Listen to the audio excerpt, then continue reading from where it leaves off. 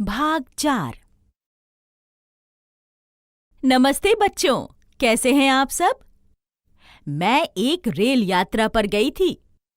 मैंने उत्तरी भारत के कई राज्य देखे, जैसे पंजाब, हरियाणा और उत्तर प्रदेश।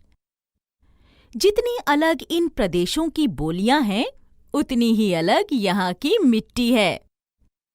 पंजाब में हरे भरे लहलहाते हुए खेत, हरियाणा में कपास की फसल और उत्तर प्रदेश में धान की फसल। हर क्षेत्र की अलग फसल। कितनी अचरज भरी बात है ना? हर प्रदेश में अलग अलग फसल क्यों उगाई जाती है? क्या इसका संबंध वहां की मिट्टी से है? आइए इस वीडियो के पात्र नीलू और मीनू के साथ चलते हैं इस सवाल का जवाब ढूंढने। इस कहानी के उद्देश्य हैं: क.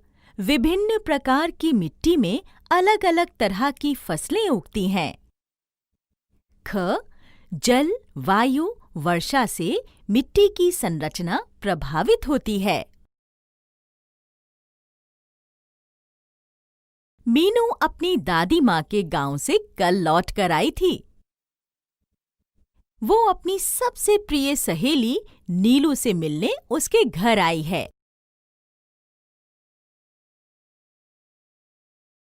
कैसी हो मीनू? कब आई तुम अपनी दीदी के गांव से? मैं कल लौट कर आई नीलू। सुना था कि वहां बाढ़ आई थी। हाँ नीलू, पर कुछ नुकसान नहीं हुआ। ज्यादा वर्षा के कारण नदी का स्तर बढ़ गया था। पर पता है नीलू, नदी के तेज बहाव की वजह से आसपास की सारी मिट्टी बह गई। दादी बता रही थीं कि नदी के किनारे की मिट्टी बहुत उपजाऊ होती है। हाँ, सच में मीनू, नदी के किनारे कितनी हरी सब्जियां उगती हैं।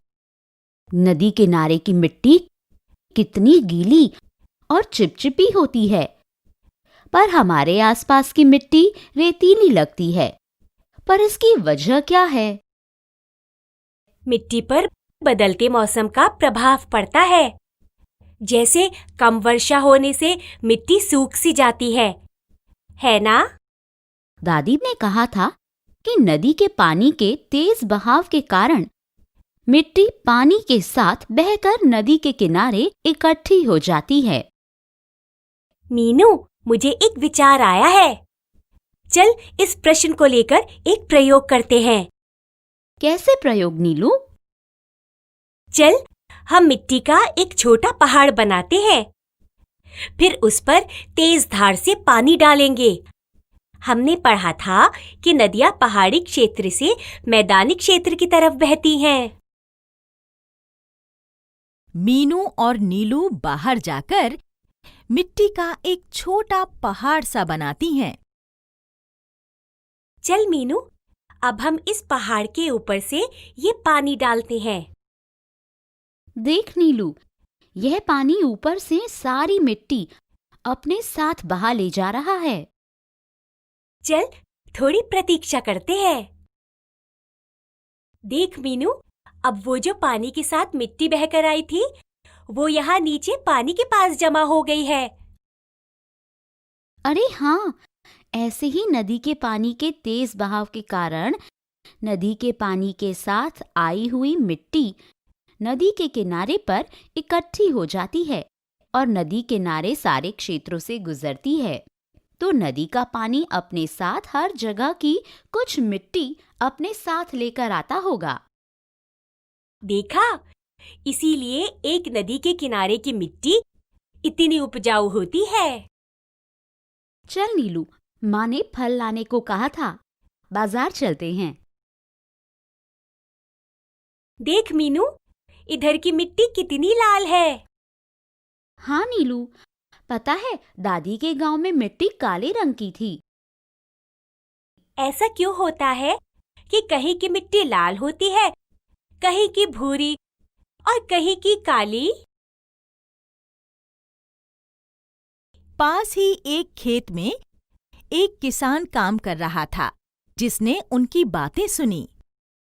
बच्चों, मिट्टी में कई खनिज पदार्थ होते हैं, जैसे लौह आदि, और इन पदार्थों की वजह से मिट्टी का रंग अलग होता है।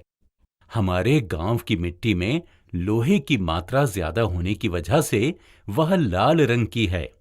अच्छा काका, हमने मिट्टी के अलग प्रकार के बारे में तो पढ़ा था, पर खनिज पदार्थों का उसके रंग पर असर होता है, यह नहीं पता था। दादी बता रही थी कि उनके गांव की मिट्टी काली इसलिए है क्योंकि वहां की मिट्टी में बहुत वर्षों पहले की ज्वालामुखी के लावा और चट्टानों की राख मिली हुई है, और इसके कारण वह मिट्टी बहुत उपजाऊ भी होती है। ये तो बहुत अनोखी बात है। मुझे तो और जानने की इच्छा हो रही है मीनू। चल फल लेते हैं, फिर पुस्तकालय से किताब लेकर विस्तार से पढ़ते हैं।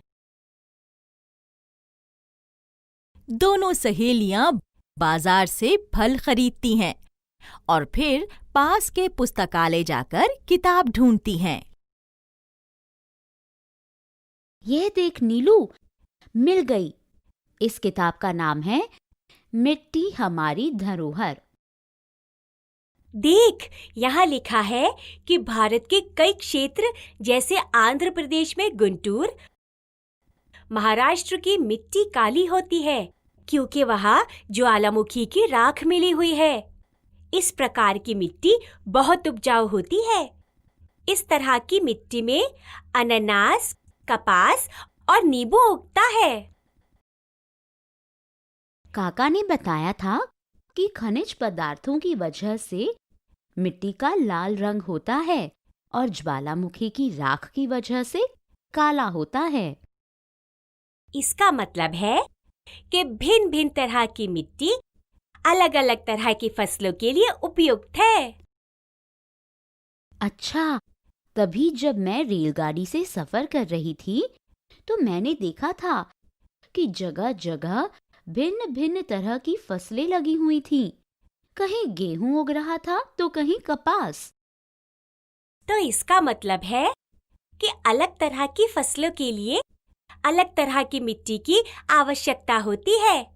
चल मीनू, घर जाकर एक सूची बनाते हैं कि कौन सी मिट्टी किस फसल के लिए उपयुक्त है। फिर कल टीचर जी को दिखाएंगे। दोनों सहेलियां घर पहुंचकर एक सूची बनाती हैं। दोस्तों, आप भी एक सूची बनाइए।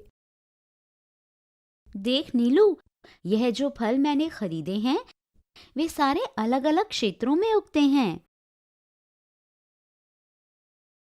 हाँ, मैं ठंडे प्रदेश हिमाचल प्रदेश में उगता हूँ। मुझे बलुई और मृणमय मिट्टी की आवश्यकता होती है।